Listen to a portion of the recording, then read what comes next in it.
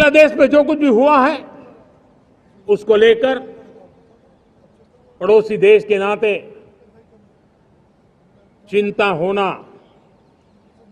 मैं इसको समझ सकता हूं। मैं आशा करता हूं कि वहां पर हालात जल्द ही सामान्य होंगे, हमारे पड़ोसी देश सुख और शांति के मार्ग पर चले।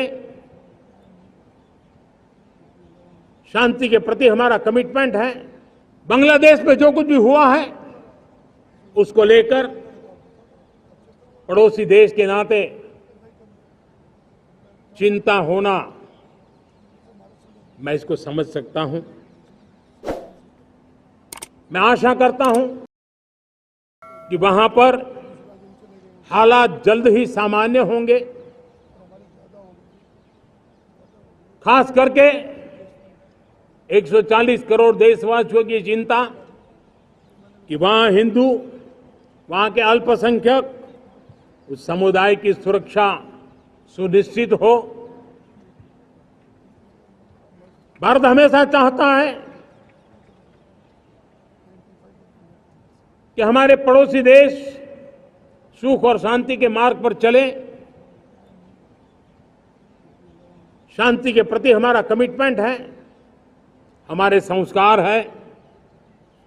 हम आने वाले दिनों में बांग्लादेश की विकास यात्रा में हमेशा हमारा शुभचिंतन ही रहेगा, क्योंकि हम मानव जाति की भलाई सोचने वाले लोग हैं।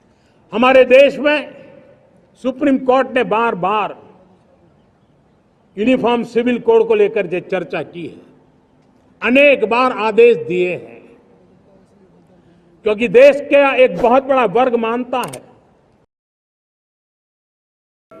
कि जिस सिविल कोड को हम लेकर के जी रहे हैं वो सिविल कोड सचमुच में तो एक प्रकार का कम्युनल सिविल कोड है, भेदभाव करने वाला सिविल कोड है। ऐसे सिविल कोड से जब संविधान के 75 वर्ष मना रहे हैं और संविधान की भावना भी जो हमें कहती है करने के लिए, इसकी सुप्रीम कोर्ट भी हमें कहती है करने के लिए, और तब जो संविधान निर्माताओं का सपना था उस सपने को पूरा करना हम सबका दायित्व है।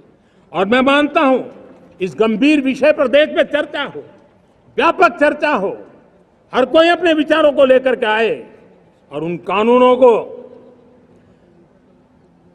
जो कानून धर्म के आधार पर देश को बांटते, जो ऊंच नीच का कारण बन जाते हैं, ऐसे कानूनों को आधुनिक समाज में कोई स्थान नहीं हो सकता है।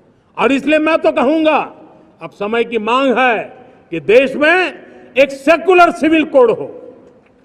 हमने कम्युनल सिविल कोड में 75 साल बिताए हैं, अब हमें सेक्युलर सिविल कोड की तरफ जाना होगा, और तब जाकर के देश में धर्म के आधार पर जो भेदभाव हो रहे हैं, सामान्य नागरिक को जो दूरी महसूस होती है, उससे हमें मुक्ति मिलेगी।